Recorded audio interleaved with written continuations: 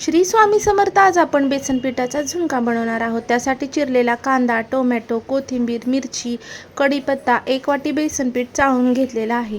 कढईमध्ये तेल गरम करून त्याच्यामध्ये मोहरी, जिरे, लसूण टाकलेला आहे. लसूण जरा थोडासा लालसर आपण करून घेणार आहोत. त्याच्यामध्ये कढीपत्ता, 2 ते 3 चिरलेल्या हिरव्या मिरच्या टाकायच्या आहेत. छान लसूण आणि मिरची परतून घ्यायचा आहे.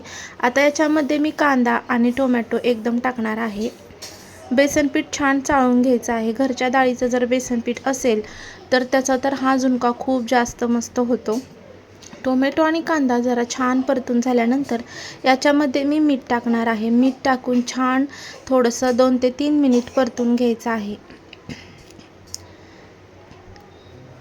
तुम्हाला माझा व्हिडिओ आवडत असेल तर व्हिडिओला लाईक करा आणि चॅनलला सबस्क्राईब करा. आता याच्यामध्ये मी हळद, थोडंसं लाल तिखट, थोडंसं काळं तिखट, गरम मसाला आणि थोडासा मटण मसाला टाकून छान परतून घेणार आहे.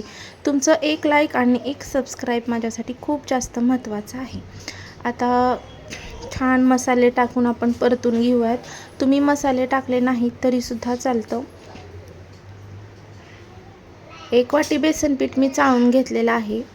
थोडं थोडं बेसन पीठ टाकून हे आपण छान परतून घेणार आहोत.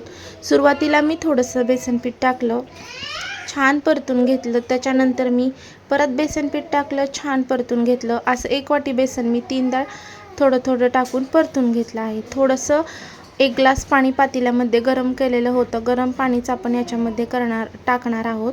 बेसन पीठ छान याच्यामध्ये भाजून घ्यायचं आहे. अशा पद्धतीचा झुणका तुम्ही एकदा नक्की बनवून बघा. तुम्हाला चपातीसोबत आणि भाकरीसोबत खूप जास्त छान लागेल, आवडेल खायला. थोडं थोडं गरम पाणी याच्यामध्ये टाकायचं, मस्त हलवून घ्यायचं. थोडं गरम पाणी टाकायचं, मस्त हलवून घ्यायचं. असं 2-3 वेळा करायचं आहे. आणि अशा प्रकारचा चमचा असेल तर तो वापरा, नसेल तर पळी घ्या आणि असं गाठी फोडा त्याच्यातल्या आणि खाली करपू द्यायचं नाही.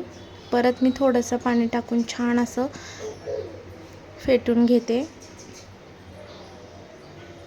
आता याच्यामध्ये मी 2 ते 3 वेळा गरम पाणी टाकून असं केलेलं आहे.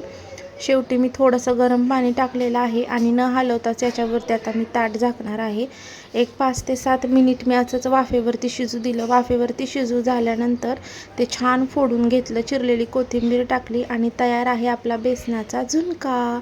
या तुम्ही पण खायला. व्हिडिओ आवडला तर व्हिडिओला लाईक करा आणि चॅनलला सबस्क्राईब करा.